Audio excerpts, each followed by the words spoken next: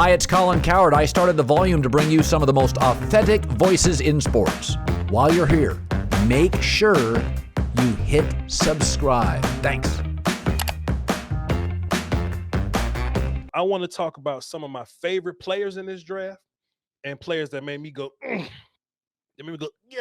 You know what I mean? But we got to do that with a little bit of context, right? Because I don't hate any player in this draft. Voch, what you think about D'Angelo Malone? I like from Western Kentucky. It just depends on where the round is, where we're considering taking them, right?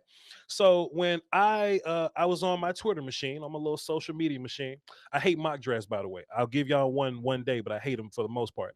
And I was like, everybody, send me your mock draft simulators that PFF puts out, and I'll tell somebody if I like one of them. You know, spoiler alert, I hated all of them. But what I did was I took that opportunity to go, okay, I like that player in the first round. I like that player in the first round. I hate that player in the second. So I made a list of them. So I'm going to go through this list.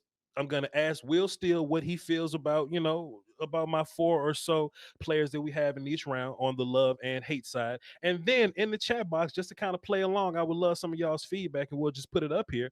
I would love to, see if y'all hate one of my players that I like, or if y'all like one of the players that I hate. Will Steele, you ready for this, sir? Let's do it. So peep this out, man.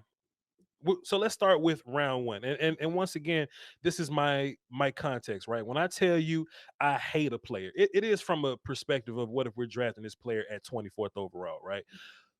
Or whatever, or 54 or whatever the third round pick, 86, something like that. 56 and 88, I think. Is 56 and 88, same thing, something like that.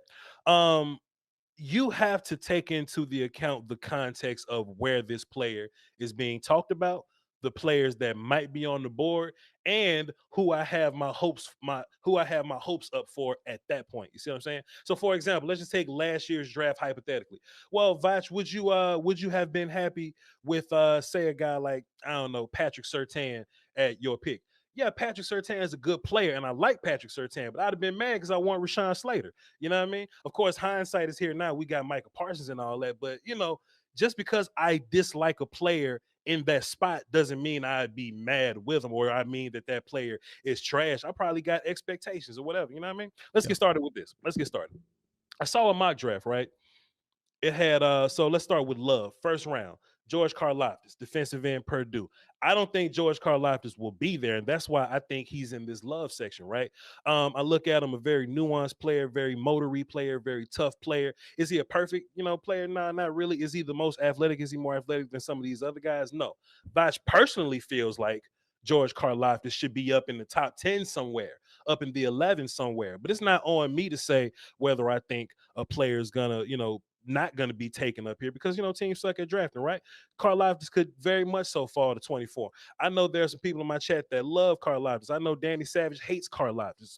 Do you have an opinion on Karlaftis, Wilson? I'm cool if he falls down to 24, but I heard that his whole draft stock and it was very hot at first. Now it seems to be cooling off. Again, is this that draft fatigue where some of these players that were supposed to go in the top 15 are now kind of falling down?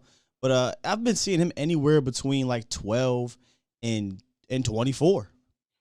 I'm gonna do a fun little video about why players fall in the draft. It's just so interesting, right? Like if I get Karlaftis, a player that I think can go top 10, I may not be like humping the chair like if it's Jordan Lewis, Jordan Davis or something. But Will Steele was like, yeah, it's cool. Yeah, that's fine. That's cool. Will's cool. So he says it's cool. Yeah, it's cool. It's Cool. fine. It's cool. You know what I'm saying? And that's the beauty in this whole draft thing, and that's why players fall and players rise, because everybody has a different opinion on these guys, right? I think Jordan Davis, everybody has a clear opinion on. He's another one of my love players. There should be no fights about Jordan Davis. There should be no fights about Derek Stingley.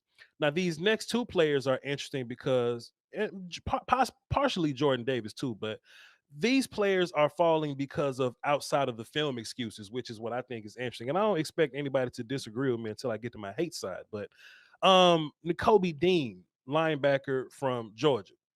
When I watch him, he has some of the best tape in his class altogether, right? And he's being mocked in the 20s and the 30s, and I think he's a top 10 player. Honestly, what I just beg everybody to do, if y'all ain't got nothing to do, you can do it right now. Pull up a mock draft, right? And you take Nakobe Dean. and just run down that mock draft and ask yourself, does he have better film? Chat box, play along right now. Let's do this. Nakobe Dean, does he have better film than Aiden Hutchinson? Just film. We ain't talking about size. We're not talking about measurables. We ain't talking about combine. We ain't talking about whether his left pectoral hurt. I'm only talking about the player on film, the football player. Does Nakobe Dean have better film than Aiden Hutchinson? Dean or Thibodeau? Dean or Jermaine Johnson? Dean or Boye Mafe? And it sounds crazy when you get down to, oh, Voch, let's stop playing. We not finna put Boye Mafe's film and Nakobe Dean's film in the same breath. But if you look at some of these mocks, they'll have a Boye Mafe being picked 19 overall because he's kind of, because he's bigger, he's kind of longer, and he plays edge. He's a pass rusher. Nakobe Dean, who got Nakobe Dean or Chris Olave, like who has better film? Like pick a player. I beg of you, pick Kenny Pickett, pick a player. But he's fallen into the 30s where guys like Boye Mafe, Arnold Ibidiki from Penn State, guys like him, just because they play edge, they get moved up. I saw a mock draft that had running back Breece Hall up there, and it made me sick. It made me sick. It made me sick. If Nakobe Dean caught Breece Hall in an open field, ain't gonna be no Breece Hall.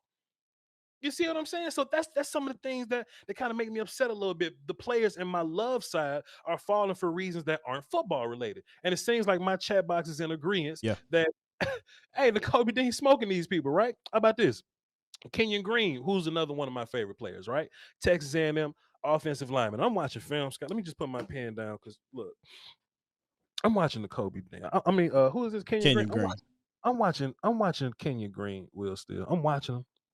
And I'm just checking my pockets because I'm thinking somebody about to ask me for ID soon. Somebody needs to check and see if I'm 18 or older.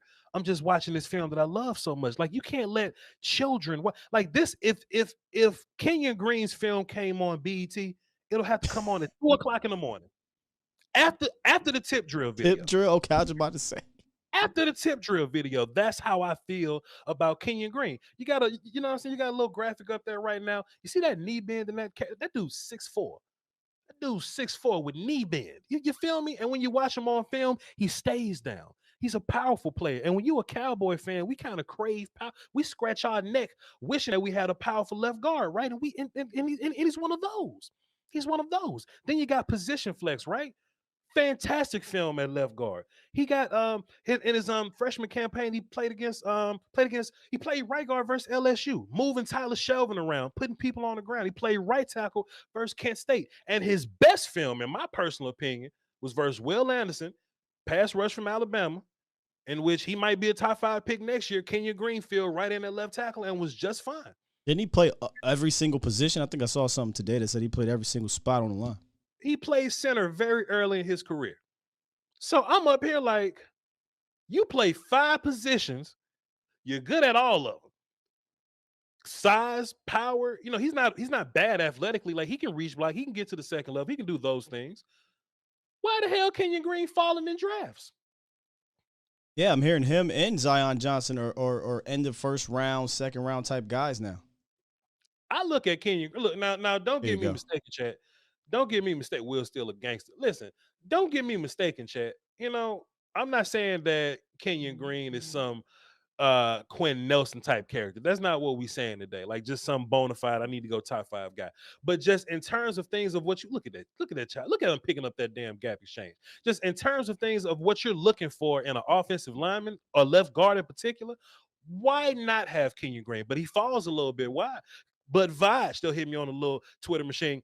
But Voch, Kenyon Green didn't test well in shorts. He didn't look good in shorts. Damn it, he looked good in pants. Good. Like a bacon, egg, and sandwich. Look good.